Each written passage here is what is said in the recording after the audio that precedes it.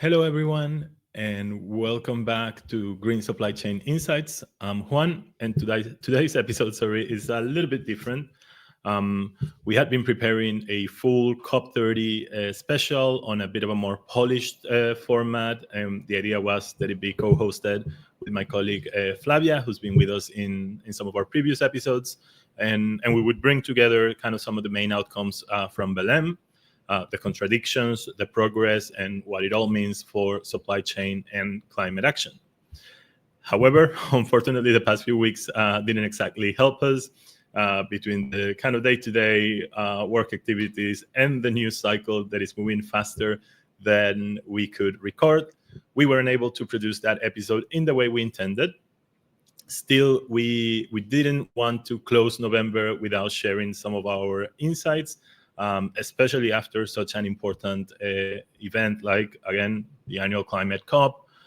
This year, coming into the conference with a lot of people kind of calling it the COP of implementation. So we're going to break this down, whether that was actually the case as we walked out of the different events and negotiations. So basically, yeah, today's episode is going to be a little bit improvised. It's going to be fully live streamed. We'll leave it up so that you can watch on demand as well. But I'm basically going to walk you through my 3 key takeaways from COP30. The ones that, in my view, matter the most for supply chains and for sustainability leaders. So let's jump in. 3 insights from COP30. Insight number 1, implementation was the theme, but the direction is still somehow missing. Basically, COP30 opened with huge expectations, again, with that message of COP of implementation, with President Lula calling it the COP of truth. Brazil definitely played a strong kind of symbolism role, hosting it right inside the Amazon, centering the conversation on indigenous leadership and bringing global attention to forest and land use.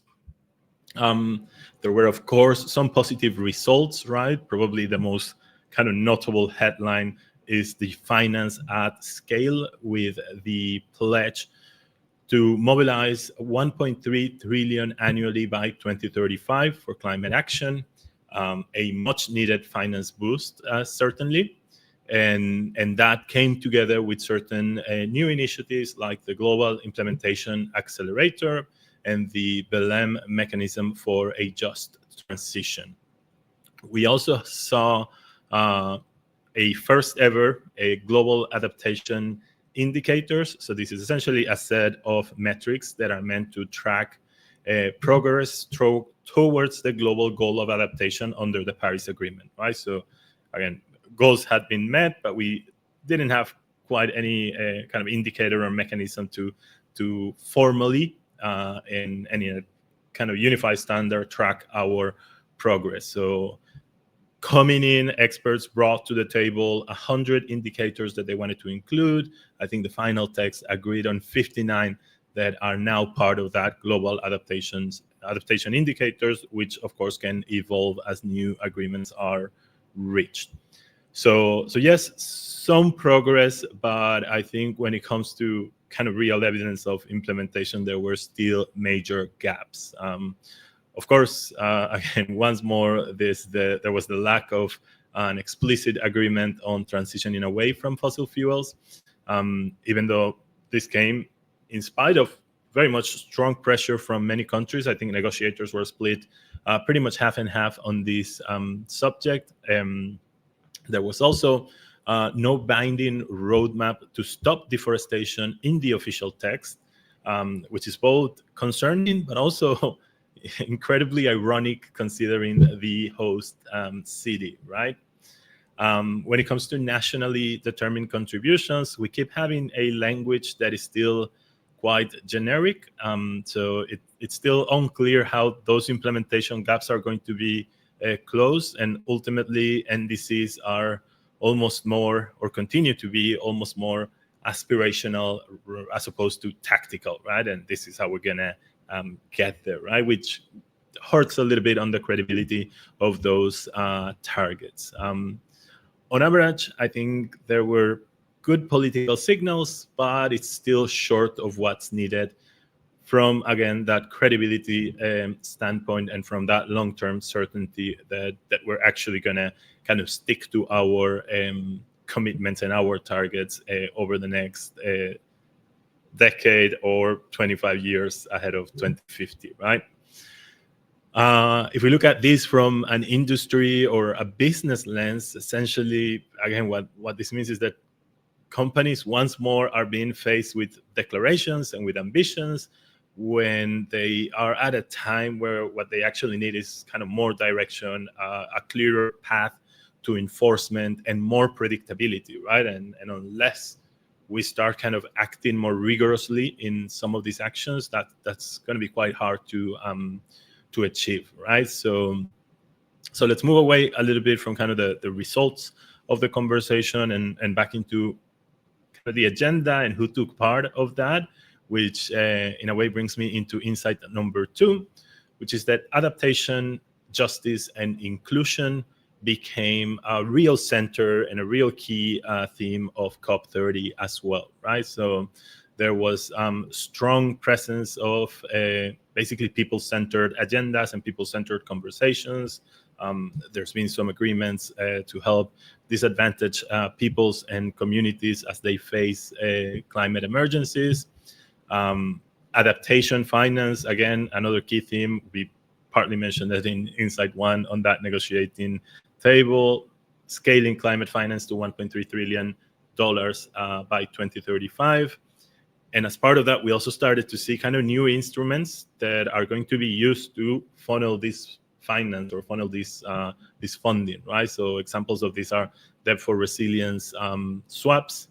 And again, there's a few more that were brought up to the table, which are quite critical. I think we need as much technological advancement in our infrastructure as we do in our financial instruments to make sure that we close the very critical funding gaps that we have. So let's see what happens next. I think representation is increasing, which is great, but resource allocation to some of these communities is still low, and it's certainly lagging behind, right?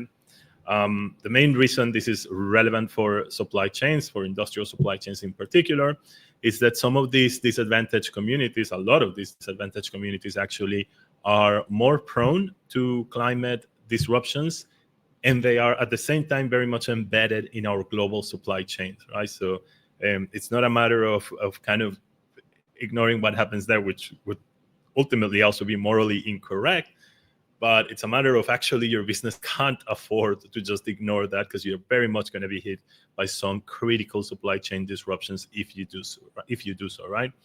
So in order to kind of smooth this and make sure that, again, these changes, this transition is happening, that whole implementation still depends, and this was also very clear in the conversations, depends on traceability, depends on data integrity, and depends on some of these mechanisms, financial and not, that can certainly prove impact, right? So that's what kind of brings me into my third insight for today, which is that COP30 quietly marked itself, in my view, as the kind of the start of the decade for traceability, right? Or the decade of traceability. This is, in a way, kind of like a deeper, a quieter headline for COP, but what you could see in some of the language and some of the debate and some of the coverage is essentially that implementation very much depends on data, right? So we look at every major pillar that was announced on carbon markets, on sustainable fuels, regenerative agriculture, in the steel industry, and some of the standards in that in that regard. All of them rely on digital monitoring, reporting, and verification. They rely on interoperability of systems so that we can kind of share that data and that enrich supply chain information. And they basically all require verified supply chain data, right? So certainly this was a way in which, again, global supply chains were featured strongly, moving past those themes into conversations around introducing more interoperability between taxonomies and moving towards a more standardized carbon accounting practices in a way. There was also conversations around how nature finance should require traceability of land use, right? And how those two need to be connected. And lastly, a very interesting point for me in particular is that the concept of digital product passports started to gain global momentum. So they were actually part of several conversations, and it seems to be becoming a bigger standard, not just a European concept, right? And all of this, again, matters within the scope of, again, industrial decarbonization and industrial supply chains, because the last 10 years have very much been defined by ambition. So from the goals of the Paris Agreement to the kind of public-private target setting that followed, that was all about ambition, right? But what I'm hoping, and what maybe last week was the trigger for, is that the next decade, it won't be defined by ambition, but that it will be defined by evidence, right? And that we're actually starting to track and convert and really accomplish some of those goals, or at least are starting to report on the right data that is proving that progress. So once more, that makes transparency, credibility, and trusted data systems a non-negotiable option for companies that want to stay ahead and that want to, again, continue to have a place in our industry. So with that, let's wrap this up. We wanted to make it kind of a short and neat for a live stream version of Green Supply Chain Insights, and I'll let you all get back to your Friday.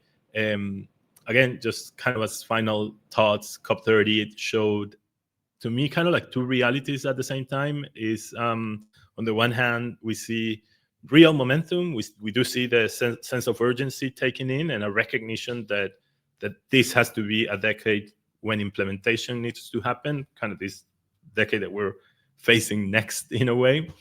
But unfortunately, it also flagged and kind of showed some of the gaps that we still need to close. On fossil fuels, still a lot of work on finance yet to do, on forest, and particularly on enforcement, right? And on how we're actually going to be kind of demonstrating or enforcing a path to these achievements, right? So that we can truly turn that ambition into measurable progress. So with that, again, I want to thank you for joining us today, or probably what's going to be more likely, for catching this up on demand. And remember that you can find all episodes of Green Supply Chain Insights on my LinkedIn profile. You can find them on Finboot's YouTube channel, and on the Green Supply Chain Loop podcast on Spotify.